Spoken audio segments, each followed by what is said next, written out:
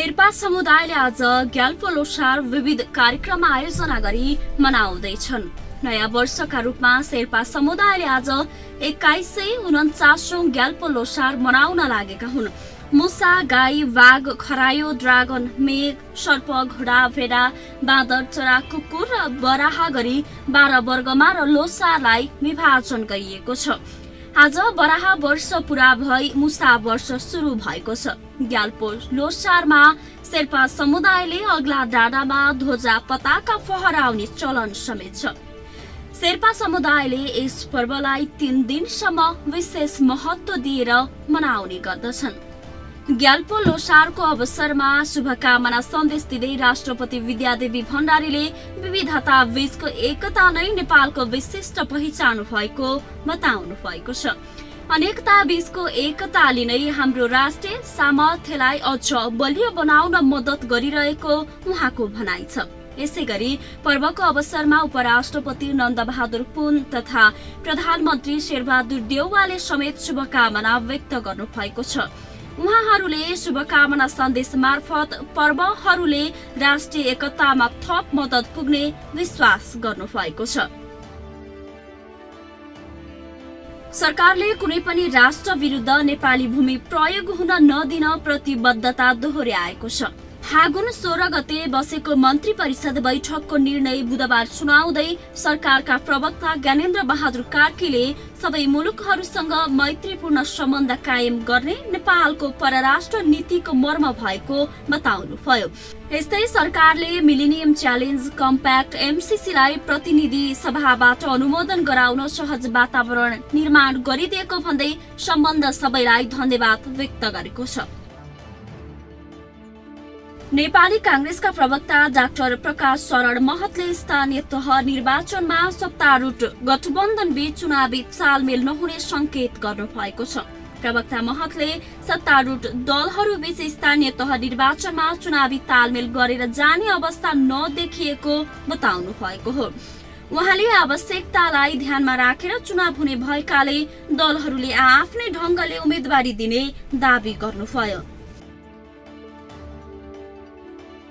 राष्ट्रिय प्रजातन्त्र पार्टी राप्रपाका अध्यक्ष राजेन्द्र लिङ्गदेनले प्रमुख राजनीतिक दलले वैदेशिक सम्बन्धलाई सत्तारोहणको सिढी बनाएका कारण मित्र राष्ट्रसँग सम्बन्ध खलबलिएको बताउनु भएको छ।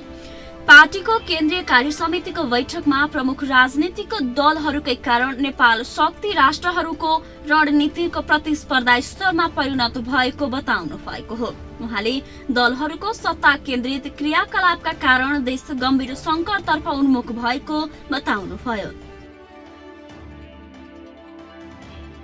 राप्रपा नेपालका अध्यक्ष कमल थापाले राजसंस्था पुनर्स्थापना आफ्नो पार्टीको कार्यनीति नरहेको स्पष्ट पार्नु भएको छ। काठमाडौँमा हिजो आयोजित कार्यक्रममा अध्यक्ष थापाले राजसंस्था प्रति सम्मान गरे पनि कार्यनीति भने नहुने दोहोर्याउनु भएको हो। उहाँले हिन्दू राष्ट्र, सुशासन र समृद्धि पार्टीको मुख्य मान्यता रहेको बताउनुभयो। धर्मनिरपेक्षताको खारेजी र संघीयताको परिमार्जन गर्न आफ्नो पार्टीले जोड दिने उहाँको भनाइ छ। न्यूनतम पारिश्रमिक निर्धारण समितिले श्रमजीवी पत्रकारको आधारभूत तलब 25% वृद्धि गर्न सरकार समक्ष सिफारिस गरेको छ। समितिले हिजो संचार तथा सूचना प्रविधि मन्त्री ज्ञानेन्द्र बहादुर कार्कीलाई श्रमजीवी पत्रकार, कर्मचारी एवं कामदारको पारिश्रमिक पुनरावलोकन सिफारिस 2078 प्रतिवेदन पेश गरेको हो। समितिले श्रमजीवी पत्रकार, कर्मचारी र कामदारको न्यूनतम आधारभूत तलबमा हाल पाइरहेको तलबको 25% का दरले वृद्धि गर्न सिफारिस गरेको छ। चोरी भएर विभिन्न मुलुक हुँदै अमेरिकाको संग्रहालयमा पुगेको 3वटा पुरातात्विक महत्वका सम्पदा नेपाल फिर्ता भएको छ। अमेरिकाको न्यूयोर्क स्थित रुबिन म्युजियम अफ आर्टका कार्यकारी निर्देशक डाक्टर जोरिट विडससेगीले चोरी निकास भई आफ्नो म्युजियममा रहेको पुरातात्विक वस्तु काठमाडौँ ल्याई पुरातत्व विभागलाई हस्तान्तरण गरेका हुन्। 17औं शताब्दीको काठको कलात्मक तोरण, 14औं शताब्दी कालका उडिरहेको गन्धर्वको आकृति कुदिएको काष्ठकला र 13औं शताब्दीको मल्लकालीन ध्यान मुद्रामा रहेको प्रस्तरको बुद्धको मूर्ति फिर्ता भएको छ। अमेरिकाले रुसी विमानहरूलाई अमेरिकी आकाशमा प्रतिबन्ध लगाएको घोषणा गरेको छ। अमेरिकी कांग्रेसलाई सम्बोधन गर्दै राष्ट्रपति जो बाइडेनले रुसका लागि अमेरिकी आकाश बन्द गरिएको बताएका हुन्। स्टेट अफ युनियन एड्रेस भनिने वार्षिक सम्बोधनका क्रममा बाइडेनले रुसले बिना कारण युक्रेनमाथि हमला गरेको भन्दै त्यसको मूल्य रुसी राष्ट्रपति भ्लादिमिर पुटिनले चुकाउनु पर्ने चेतावनी दिए। सर्वाधिक राशिको खप्तड गोल्ड कप फुटबल आजदेखि सुरु हुँदैछ। दिउँसो 2 बजे धनगढी रंगशालामा सुरु हुने उद्घाटन खेलमा आज मनाङ मोर्स्याङदी क्लब र भारतको दिल्ली फुटबल क्लब खेल्दैछन्।